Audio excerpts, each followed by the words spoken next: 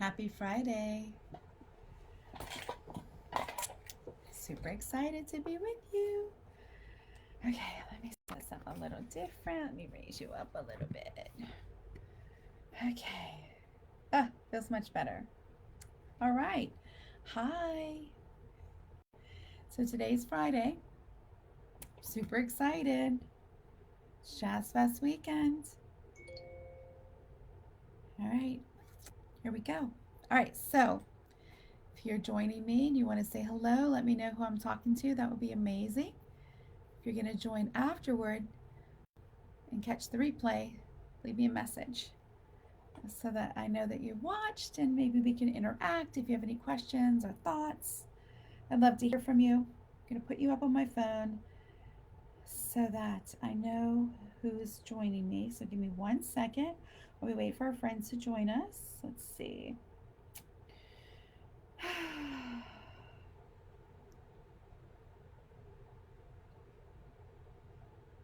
Okay. Here we are. Hey. Okay. Yay. All right, it's day 3. I didn't know if we'd ever get here, right? This week has, I don't know about you, but this week has like literally flown by, and I have been like, it feels like I've been waiting all day to do this live with you. And I'm super excited about it today because I have so much to share. I want to talk to you today about something that I hear a lot of in my world, and it may be a phrase that you hear a lot of too. And it's people talk about a purpose-driven life, right? And I really didn't understand what that meant when I was going through this transition of my own. I didn't know what my purpose was. I didn't even want to talk about it. I'd never really been asked what my purpose was. My background is as a registered nurse, and to be quite honest with you, the reason why I went to nursing school was not because I was super intelligent. It was not because, in any way, because my grades reflected it.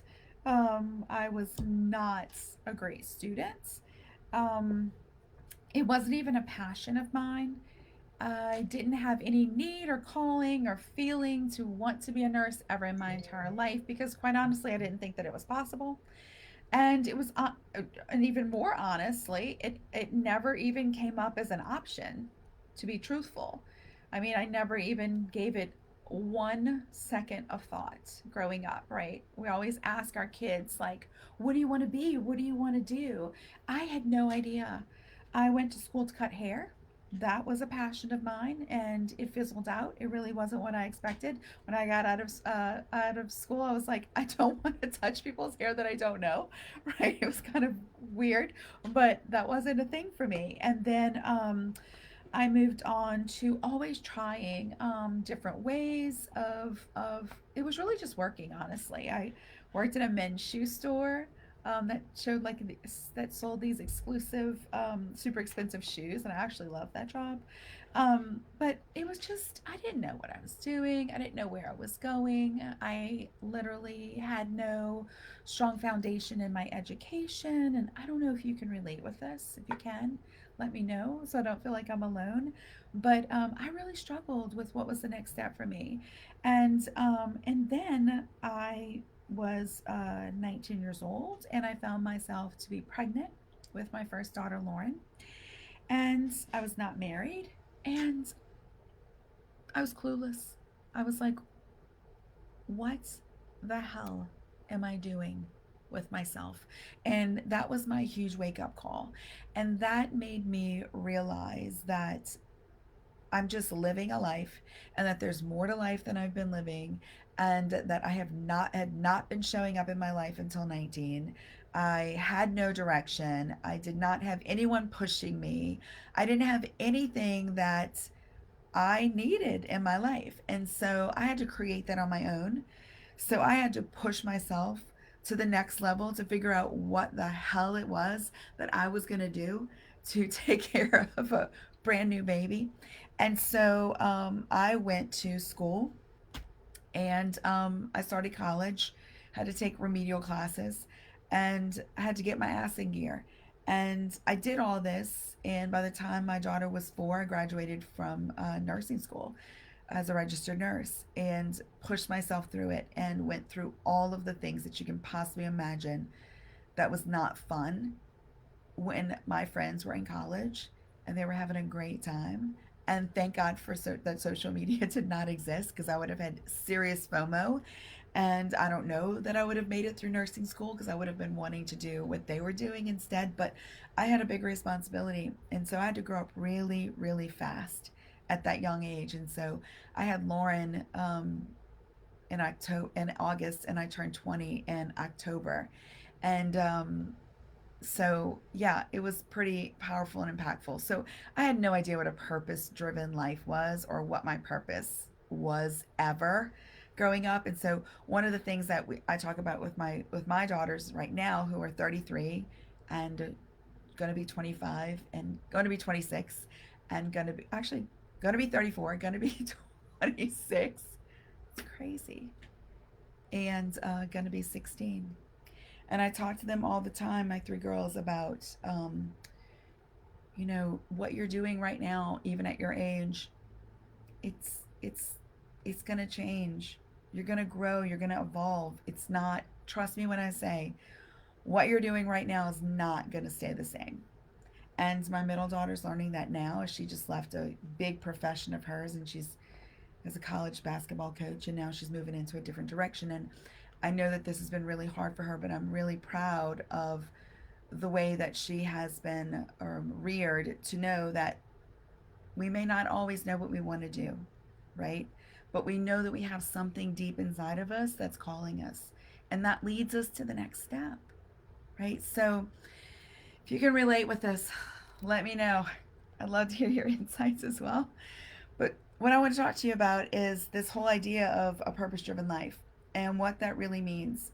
And what it means to me is to gain a perspective on making a positive impact, right? That's what we're here to do. We're just here to make a positive impact. And what the biggest thing that I have been personally, talking to my clients about all the time, over and over again. So many of my clients come to me, and I'm thinking that they're coming to me for a mediumship reading, because that's sort of my forte and what I'm known for. And then all of a sudden, in the last 2 years, especially since everything had to stop and reset and regrow for us and renew and relive and right? We had to decide who we were going to be in this new world that we're living in that just happened so weirdly quick. I want to bring something up to you. We put a lot of emphasis on where we work, who our kids are, what we've done, the choices that we make. But I want to explain to you, this is not you. It's not who you are. So when you go to work every day, it's not about you. When you're taking care of your kids, it's never about you. When you're taking risks and chances, it's still not about you. And when you contemplate change, it's not about you, right? Just like when you step into your gifts and what you choose to be, it's not about you. It's never about you. But it's always about you. And I want to dive into that a little bit today, because all those things that I said to you, it's not about you. There's a deeper meaning behind what you do and what you get up and do every day. What if you took this opportunity right now to change your perspective and to see that the reason why you show up every day is not for the things that you thought it was, right? Not just to show up to work to do your work, it's to contribute to society. You're not showing up every day to be a mom because you have to. It's because you are raising or have raised human beings, right? Whether they're yours or not yours. I raise a lot of girls, and more than half of them are not mine, right? I want you to look at this perspective of the world is not about, the things around you is not about you, right? The clothes that you have on, this is not about you. It may be your style, the makeup that you buy to make yourself look better, you think that it's about you. It's not about you. You're doing that to please other people. You're doing that to aesthetically look nice and pleasing. The house that you live in, it's not you. It's not about you. It's about how the others are perceiving you. Car you drive, about how the others are perceiving you. All these perceptions out there. Girls, it's not about you. Nobody really cares what brand of mascara you're using. Nobody really cares what kind of car you're driving. You care because it's about the perspective of how others are going to, right? But I want you to look at it from this perspective. We're going to shift the perspective for a minute. And I'm hoping that you can do this. I want you to consider looking at yourself from the perspective of, why am I doing the things that I'm doing? And how am I doing what I'm doing to contribute to the world, to contribute to my family, right? And you're going to notice when you switch that perspective from this place of like feeling overwhelmed or feeling like there's a bit of a martyr syndrome going on inside of you, like, oh, I'm always doing this, and I'm doing this for her, and I'm doing this for this one, and look at it from a perspective, change it up a little bit. How are you contributing? How are you contributing to the women around you, the world around you? Let me know in the chats. We have to know these things. We have to dive into this stuff, right? And now I want to add another perspective to this. And I want to emphasize your selflessness. I want to emphasize that you do the things that you do because you care so deeply. You care how your house looks. I do. Right? I do care how my house looks because I want the people that come into it to feel good when they come. But there's also a part of me that does it because I want people to think that I have my shit together when they come into my house and see it's completely clean. So I will use a hell of a lot of energy to make that happen. But then I have to compare it, right? I have to compare that energy. Does it have to be perfection, or is it more important that it's clean and tidy, and then when my friends come over, I'm more focused on them and not so worried about this perfection? This is part of the deepening, okay?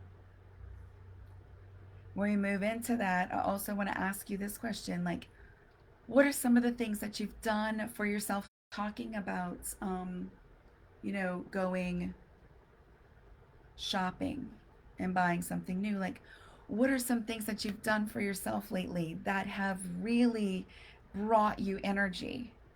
Have you gone had your nails done? Have you gone to have a massage? Have you walked for a walk outside? Have you felt the sun? Have you laid in the sun? Have you done something that you wanted to do for yourself?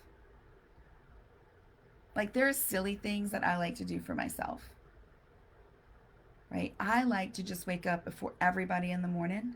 This one's not really silly, but I like to wake up before everybody else in the morning because I like to go outside and listen to the birds. That's like my thing. That's my jam. I can literally count that as like a check mark on the day of like, oh, I did this for me, and I do it every single day. It's like my eyes automatically pop open. 3, 2, 1 it, and I hop my ass out of bed.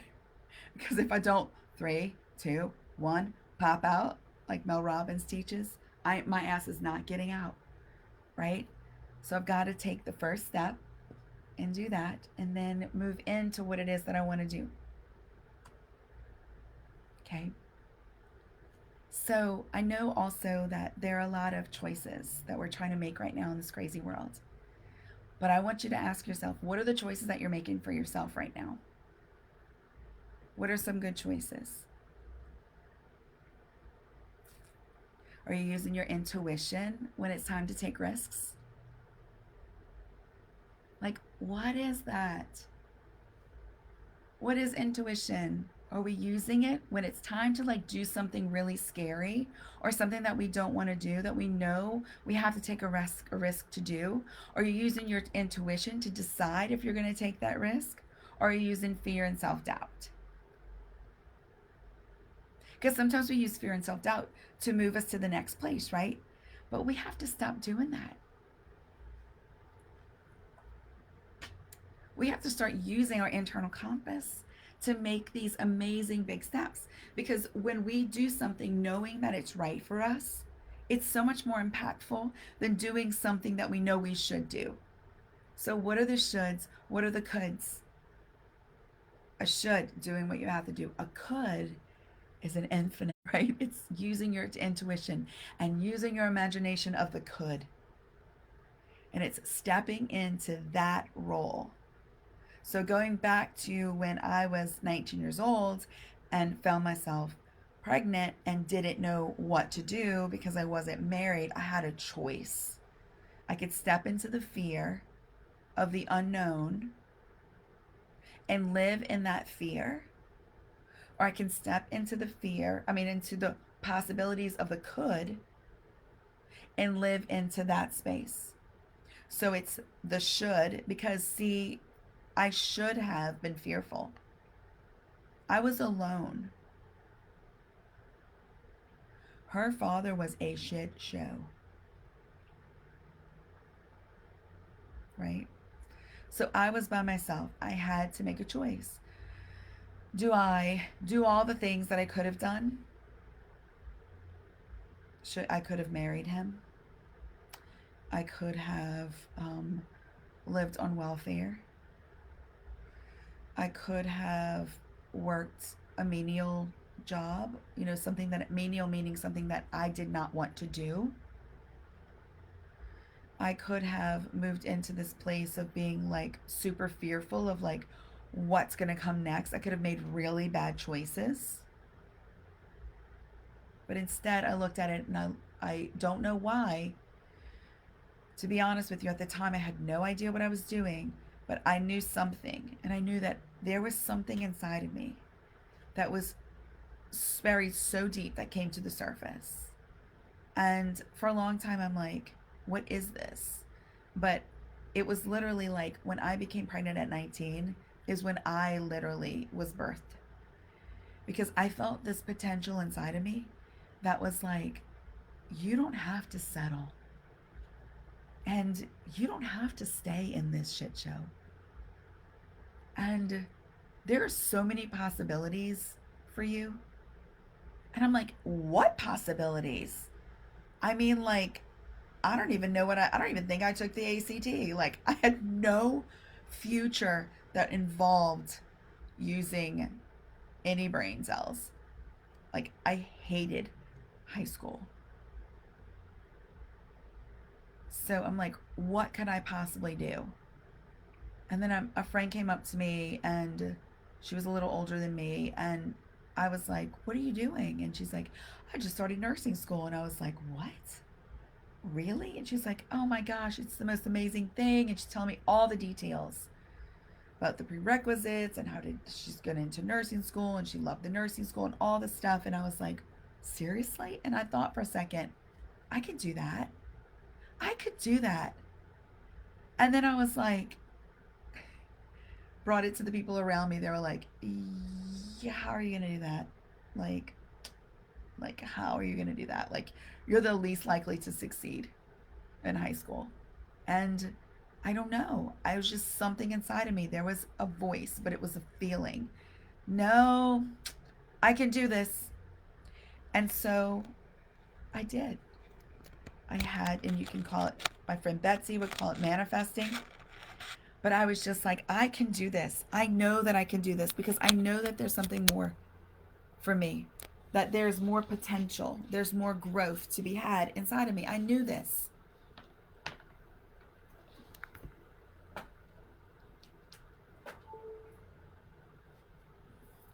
Sorry. And so, because I knew that there was a could, I knew that whatever it is that I had to do with my could had to do with contributing to the betterment of the world. I just knew that if I'm going to take this risk on myself, and if I'm going to take this chance being pregnant, then I have to do something that's majorly impactful for me and for my daughter, but also for humanity, because I did not want anybody else. Like, if I could help it, I didn't want the people around me, the women around me, to feel like I was feeling. So I was like, what can I do as a role model? How can I show other girls how to step up? I know it sounds crazy, like at 19, who thinks about that? But at the same time, in 1998, 19 was so much more grown up than it is now, number one. But also, I knew that if I'm going to go through this struggle, I'm going to damn well be showing other girls how to do it, because I'm not going through this for nothing. At the time, I had no idea who I was going to be today. Zero clue, not even close. And then as my journey evolved, I journeyed into not only being a registered nurse, but specializing in healing wounds. Like, this was my forte. Like, the most, remember, I couldn't even cut somebody's hair because I didn't want to touch anybody else's head, right? Except I'll do friends and family. But when I got out of school to cut hair, I was just kind of like, ugh, right? But here I am, next iteration, nursing, hair cutting school, pregnancy, nursing school, into wound healing. And the reason why I chose that is because there was a young man who came into Charity Hospital, which is literally the worst hospital that New Orleans had had. And he came into the hospital as he just had a double amputation. And my instructor, I was only in my second semester, and my instructor said to me, "There's your patient."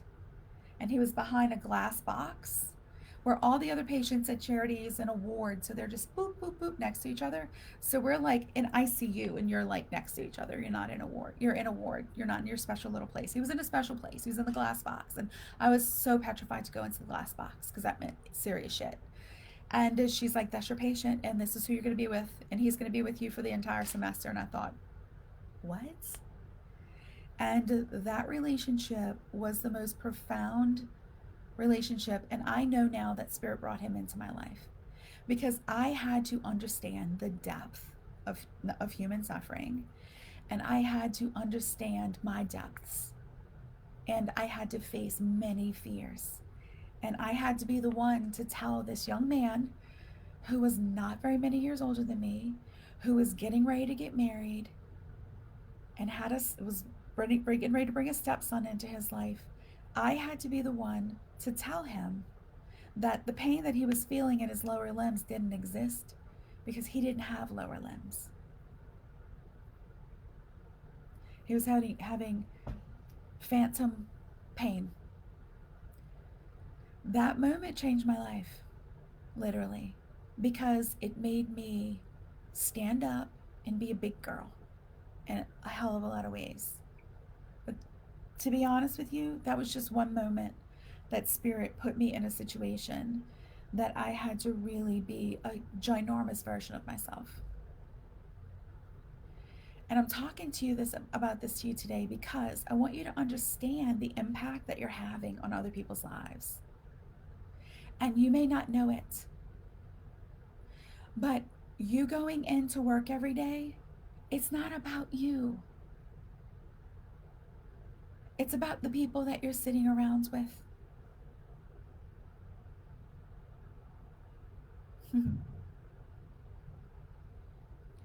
It's not about you when you're raising your kids. We all know that, but I want you to look at that from a really deep perspective. It's not about you. It's about you raising beautiful human beings, even if they aren't yours. Like I said, I raise lots of girls. They're not mine. But I look at every single one of them knowing, I know that when they grow up, they're going to say how much of an impact that I had on their lives. And to me, that's a legacy, right? People talk about, oh, you're building your legacy. What does that even mean? That is a legacy. I get it. right? So your choices and your gifts are what is going to change the world, right? So all these choices that you make, right? All the choices that you've made in the past, I want you to look at them from a perspective of no shame. Like, there are things in my past that I am extremely guilty. Still feel extreme guilt for, right? But they don't guide me. There are lessons and there are tools. There are even things in my life that I feel shame for, which I'm sure you feel the same way that I do. But it doesn't guide me. It's made me grow. It's made me like look at myself from a perspective of, damn girl, you really messed that up. There are relationships that are ended that I wish didn't end, right? But me stepping into my abilities as a medium ended those relationships. These are women that were like, that's too much for me. Mm-mm. Nope. And they didn't get it and they didn't understand and they left. And you know what? It hurts, but it still hurts. And it's been years, but I love them and it's okay. And I see them a lot, but at a distance, like we've never known each other, and it's okay. And the reason why it's okay is because I'm focused on who I am right now in this moment, and I'm focused on what I bring to the people in my world. And that's my focus because I can't get distracted by other things. So I had a mentor who really started asking me the hard questions. And when he started asking me these hard questions is when I realized the amazing impact that mediumship had in my life, because not only was I developing as a medium, but I was developing as a human being. I was developing as a woman, and a woman who was really in charge and really felt confident about the choices that she was making, because he was causing me to do a lot of introspection and to pull up these dark shadows and these I don't know why I said moons, but maybe they did have a lot to do with, these. And I like to look at our lives as women as these moon cycles that we go through, right? In these ups and downs and these ebbs and flows. And to not get off track, but that's another way of you deepening with yourself. How are you working with the energy of the moon? Right? How is that affecting your life? Are you even looking at it from that perspective? You have to start going deeper. So he helped me to go deeper. He helped me look at these dark shadows in my life and these things that I didn't want to look at. And he made me look at the things that I regretted and the things that I wish that I can change. And it made me look at why women left me. And I see now they were just afraid. And you know what? That's okay. Because they're just living their lives the way that this is how they had to live their lives. And a lot of it was coming from fear, but couldn't take that on. I had to understand this is just how she's operating, and it wasn't bad. It wasn't negative. It was just different from the way that I chose to operate, because I don't operate in fear. I operate in coulds. And what can I create? And what is there out there for me? And what can I do next? And how can I change? And, Tiffany, my assistant, who's an astrologist, she always tells me, like, Nicole, this is your Scorpio nature. This is your Scorpio energy. And I'm like, yes. And I used to despise my Scorpio energy because I was like, ugh, Scorpios, we're so deep and we're so, and we do. We're very deep human beings. But we're the ones who are supposed to teach you depth. And we're the ones who are supposed to attract you into our tribe to say, hey, I have an idea. Let's all just die and come back. Let's all just melt and rebirth, right? It's like we are all about alchemy. We're all about like melting the gold down to create the beautiful rings. We're all about like creating, right? And renewing. But we have to let pieces of ourselves die before we can create the new. Hey, Tiff, I didn't even know you were here. And so beautiful. Yeah, thank you. Yes, it is a beautiful process. It truly is. So, I want you to consider the coulds because this is how I consider my life, right? I always consider them in the coulds. So, I really want you to step into this place. So, if you've been hanging around with me so far, I want you just to stop what you're doing because I know that some of you are doing things, and I know because I do it too. Whenever I'm listening to something, I love to be moving. So, I just want you to pause. If you can't completely stop, I just want you to try to erase these thoughts that are going through your mind. Like maybe focus in a little bit, hone in on yourself and your energy. And the way that you're going to do that is if you can close your eyes, I want you to hone into your third eye that's right between your eyebrows. A little bit higher than that, sort of kind of in the lower part of your forehead. Let's just imagine that that's where it is. And this is your intuitive spot. And if you can't close your eyes, just imagine that you're going there into that intuition. And I want you to open that third eye. So if you're looking at me right now, the way that you'd open it is you'd put your hand here. It's a really cute little cool exercise, but you'd put your hand here. And you just do this a few times. It's just like you're just opening up a portal. You're just opening up your third eye. Right? And if a portal sounds weird to you, it's totally cool. It's a Scorpio word, right? It's just opening up another way of being or another dimension. If dimension sounds weird to you, that's okay too. It's just opening up another way of thinking, of using your imagination, right? So we're just opening up our third eye. And if not, you're just going to use your freaking imagination that you probably haven't used for a really long time since you're a kid. And imagine you have a third eye right in the middle of your forehead and you just open that eye. And as we're doing that, I want you to ask yourself, how do you want to feel 3 months out from now?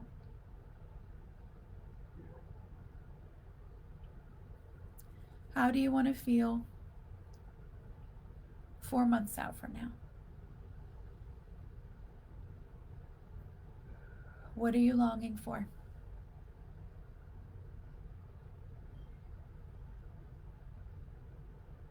What do you want?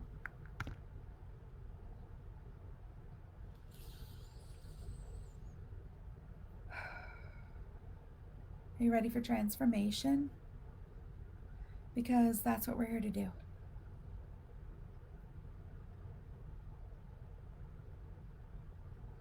How does that question make you feel? I'm not asking you to change. I'm not asking you for anything. You're asking yourself. Change is not what you're doing. It's not what we're going to do in the next 12 weeks. I'm not changing you. I don't want you to change. I want you to transform. That's the difference. Change has a little bit of fear in it. Because change is like, well, what if I don't want to change? What if I don't like this change? What if change will be hard? What if change is too much? What if change requires too much from me? Oh, change? Who wants to change? I don't want to change. I don't want to change. But I do want to transform. Transforming is all about softness. It's not hard in any way. It's gentle. Transforming is about listening to the things that I'm going to teach you. It's going to be about transforming is about bringing these concepts into your mind. And it's not about demanding that you change or put something on your calendar or to-do list to make you change. It's about contemplation. It's about introspection. It's about learning new things. It's about going a little bit deeper. It's about seeing things from a different perspective, right? Hmm. Embodiment and wholeness. Yep. It's not change. So let me tell you a little bit about what we're going to do. We have, I have two programs, two courses, two immersions. I'm calling them immersions. The reason why I'm calling them immersions is because they're not courses. It's not a step by step guide. It is an immersive. It's you making a decision to immerse yourself in a new way of belonging to a new tribe of women who are here to immerse themselves also, to gather this new way of becoming.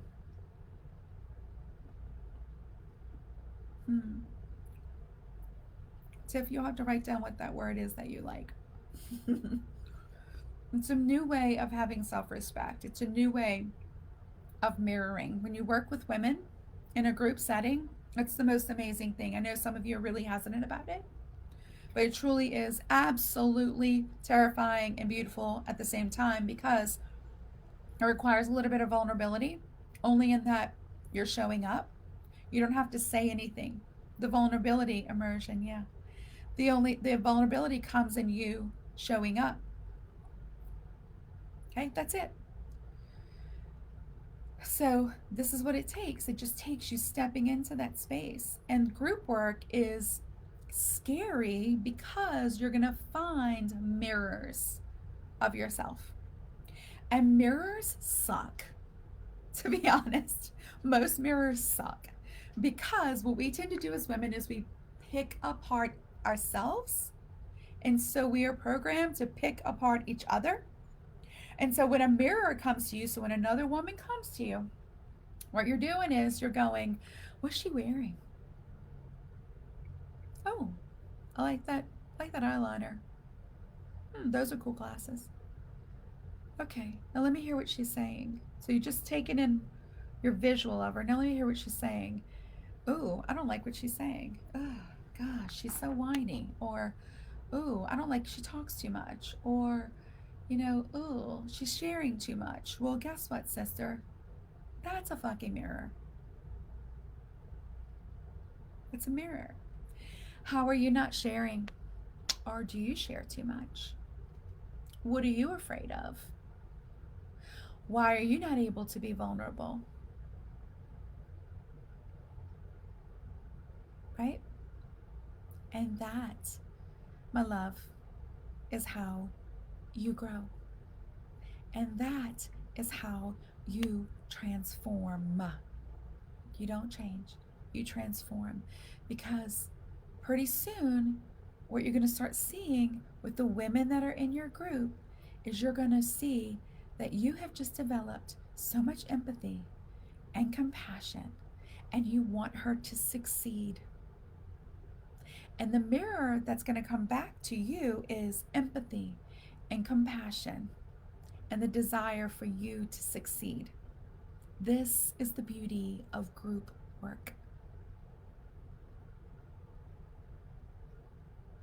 I know. I hated group work. I hated it because it brought up shadows. It brought up the shit. It made me really look at myself. But it has tremendously helped me to grow as a woman, as a mentor, as a mom. Like, 100%. Even with my kids, I'm like, totally, they are mirroring my shit. Ugh, they are mirroring me. Okay. And they're mirroring, it's interesting to see because they're mirroring me at their age. I'm sure your kids do this too. Because I look at my daughter and I'm like, oh my God, she is me at 15. Yeah, she is. And sometimes I'm really, really hard on her because I'm like, oh, I didn't like who I was at 15, or I did the bad shit at 15, and I don't want her to be that way. And then I have to go, Nicole, there's a fine line between controlling her and, right? But it's mirrored. It's mirrored. If I wasn't in this place, I can guarantee you right now, if I couldn't see it as me as a mirror, and I saw it more as like, I don't want her to be a certain way. How am I living? How am I raising my daughter? I'm raising her through fear. And guess what, girls? That's not me. I'm raising my kid through unlimited possibilities. That's how I'm choosing to raise my daughter. She has unlimited possibilities because guess what? She's going to lead a purpose-driven life. She is leading a purpose-driven life. She may not know what her purpose is right now. She's 15. I don't care. As long as she is a compassionate, kind, sweet, respectful, generous, loving, nurturing. As long as she is that girl, doesn't matter to me what she's going to be right now. Right? Critical thinking for self growth. Yes. And it helps with the accountability to continue to grow. Yep. When you work with a group of women, that's what it does. It does help with accountability. And here's the thing, sometimes we make accountability into more like this thing, like we get disappointed with ourselves, like, oh my God, they're already on module 3, I'm only on module 2. Yeah, well, get caught up. So instead, what you do is you're like, quit, I can't keep up. Why? Skip the damn module 2, go into 3. Join us where you are, right? Stop being so fucking hard on yourself over stupid shit just because it's not perfect, right? Trust me, I know. I do it sometimes to myself still to this day, even though I know it's not okay, right? But again, going back to 19. Let's go back to 20. Just had this baby. Not married. Hell no. Moving forward to 22 and literally meet the most amazing human being ever put on this planet that I actually knew when I was 15 and 16 years old and never gave him the time of day. And he showed up in my life so big, and he is my husband, and he showed up in my life so big. And here's the biggest hurdle that we had together as a couple for probably the first few years of our relationship and even moving into our marriage is that he showed up in such a big way that I began to doubt myself. Because you see, I had done everything up until then by myself. And so I had taken fear and I looked at it through possibility. And I just did that naturally because I knew that I didn't want to live in fear. And then he came along and he brought up a fear in me. He brought up this fear. He brought up these fears, like he was literally like seen as like the it would be almost like the white angel and the dark angel. You can guess which one I was, right? And so he comes into my life and I started creating these stories about our relationship. Like other people are going to see him as the good guy, me as the bad guy, and other people are going to just see like he had to come in here and save me and he's not saving me from anything. And, and all these stories that I made up about our relationship. And we struggled for a long time. And he wouldn't give up on me, thank God.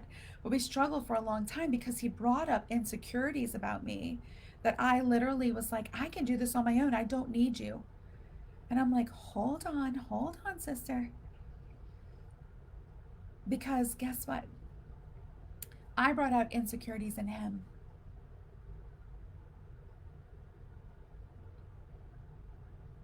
Because he was me. He was just a softer version of me. And as soon as we started having conversations about this and really talking deep about our own insecurities and, our own childhoods and how we felt a lot of times alone, right? Until we started really breaking down the barriers, we realized we were mirroring each other, right? I was seeing my potential and who I could possibly be by letting someone help me and letting someone in and soften me. And I didn't like that. And he was looking at me like, right? That once he, in the beginning, he thought was so fascinating and like so like juicy and all the things. And then he realized, holy shit, she's not letting me be a man, right? And so he's looking at, and we're mirroring each other.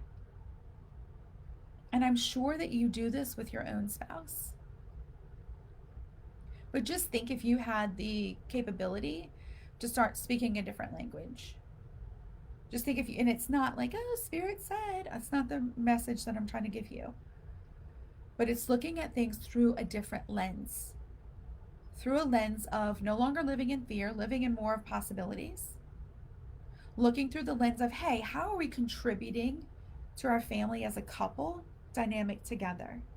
Because once you know how you're contributing to the world around you, how you're contributing to your job, how you are intimately contributing to your children, how you're intimately contributing to him, once you put yourself on that level of recognizing this is not about me. This is not about me. His shit's not about me. My shit's not even about me. It's about my past. It's not about me and who I am right now. I'm choosing right now to look at my life through my contributions. And so you're changing your perspective on how you're showing up. You show up with a higher vibration, and this in turn will lift him because you're no longer talking about things in fear. My husband called me today with a situation that he had right before my last call with my mentorship group, right? I just was on a call with the sanctuary, and right before he called me, and it was with something that was a little frantic, and I'm listening to him, and he says to me, you know, Nicole, I kind of came at this guy. Like this guy called, he was like harassing, you know, one of our worker people, the girls that work with us, and he said, and I called him back, and I'm like coming at him, you know, and he said, I took my masculinity to this different level. If my husband is not that person, he's the sweetest soul on the earth. So the fact that he did this really shocked him, but he recognized something inside of himself. And I said, okay, and this is how we talk to each other. I'm like, okay, this is beautiful. So let's talk it out. So tell me, how did you feel? And he's like, I felt like empowered, but at the same time, I was feeling a little guilty about talking to this man this way. And I'm like, okay, let's go a bit deeper. Where did it bring you in your past? And he's like, you know, it made me feel like I've never really, sometimes I stand up for myself too strong and I don't have to. There are times when I realize I can really just speak my words and not feel like I have to like stand up. And it really came to me, and I'm like, how are you going to, so what's next for you? So I think I said something like, so what's next? And he says, you know, Nicole, I realized it's okay that people don't like me. Where did that come from, right? Out of all that, where did that come from? And he's like, it's okay if people don't like me. And I'm like, oh my God, it's fucking so okay that people don't like you. Thank you, universe, for giving him this gift. Because that is one of the biggest things he struggles with. He wants everybody to like him because he is that guy that everybody really does love. But he literally wants everybody to like him. So even the people that he knows doesn't like him, he tries to manipulate them to like him. It's just who he is. But he realizes, I don't need it, right? You don't need it either. You don't need everybody to like you. You don't need it. Why? Because it's not what you're here to do. You're here to contribute. And how are you going to contribute? You're going to contribute by knowing yourself. So the deepening, 12 weeks. This is what we're doing. We're deepening. Okay, I'm going to get you into questions like this. We're going to dive a bit deeper into the thoughts like this, right? Some somatic exercises to get into your body, to start feeling, to really feel like what wants to bubble up for you. Okay, we're going to be doing that. I'm going to be talking, look, go to my website, and Tiffany's going to share the link here. Click the link. It's going to tell you all the things, right? It's what we've talked about today. This is the deepening. The awakening is like mediumship 101. But here's the difference. It's not. It's the way a mystic should be learning mediumship, not the way that you go to a class and they're like, okay, because I've done this. Okay, here's what we're going to do. And there's nothing wrong with it. But this is not what we're doing. We are not doing this. Okay, this is how you connect in with spirit. These are the 5 things that I want you to get from Spirit to know that you're connecting in with them. This is it. That's not what we're doing. We're doing it from the mystical perspective of mediumship. And what does that mean? It's going to be diving into things like, how am I using my intuition, aka psychic gifts that I don't want to tell anybody that I have, to connect in with myself in the spirit world? What's the difference between imagination and intuition? How I need my imagination to use my intuition. You understand? We're going to deepen a little bit. Okay, we're going to go from like connecting with spirit, just use your gut feeling. No, that's not it. What are you hearing? No, that's not it. It's not about just what you're hearing. We're going to deepen into what you're hearing, why you're hearing it, what's the message. Okay, it's a ton of stuff that has to do with mediumship, but also if you're just thinking, you know what, I want to learn more about energy work, or I can see myself in the future, you know, becoming a Reiki practitioner, doing pranic healing. I can see myself, or I'm a registered nurse and I want to work more with healing my patients, right? Or I want to work more with healing myself. Or maybe you're like, I have someone in my family who's struggling and I want to learn how to use energy to help them. That's what we're going to be doing in the awakening. So it's two different courses, but you're able to take them congruently together. They work together. And then as a bonus, after the awakening, we're doing this amazing retreat here in my beautiful little hometown of Covington, Louisiana. We're doing an amazing retreat here where you're going to meet the women that you've worked with. And not only that, you're going to have the opportunity to practice what you've learned. So we're going to be doing fun exercises, like I'm going to teach you like how to feel energy. You're going to practice on people. I'm going to teach you how to like listen with your non-hearing ears. I'm going to teach you how to use the signs that you're given from spirit to interpret all these things. It's going to be deepening in that way, but it's going to be fun. And here's the thing, and this is the beauty of it: 2 things. One, you get to meet all the women that you've been with for this whole journey. That's exciting. And number 2, you get to practice so that you know that this is truly who you are, right? Because we can say we're intuitive all day, but until we start practicing, and this is the thing, until we start practicing our gifts and then receiving the feedback, that is where it's like, oh my God, this is truly me. So that's what we're doing. So these are your opportunities. Take all 3. I'd love for you to do that because I think that I know they build with each other. This is what we're meant to do. So if you're interested, I see Tiffany put the links here already in our Facebook comments. So click on there, check it out. Any questions that you have, we'll do a Q&A, and we'll announce when the Q&A will be. Maybe we'll even do a few of them, but send me your questions so that I can answer them. If you want to send me a private email, Tiff, can you also add my email address in the comments as well? You can email me. You can also set up, if you want to set up a 20-minute call with me, we can do that also. Again, send me an email. I'll find time in my schedule and we'll set up a 20-minute call to see if this is something that would be right up your alley and part of your journey. Because I would love, as my legacy, to be a part of your journey and to help you move in this direction, because it's the most amazing place to be. And if I'm living proof of that. So I want to share it with as many women as I can. If you know somebody that you think would be interested, invite them in, tag them here so that they can listen to the replay. Super pumped up about this. All right, I'm going to go. We've been on the call for a bit. Hardest part is saying goodbye to you because I just want to keep going, truly. So I love you. Even if I've never met you, I love you because that's just the energy that I exude. And I know that the women who've joined us here, because some of these women are already part of my life, and you're gonna love being with them. So, all right, I love you so much, ladies, and we'll talk soon. Have a great weekend.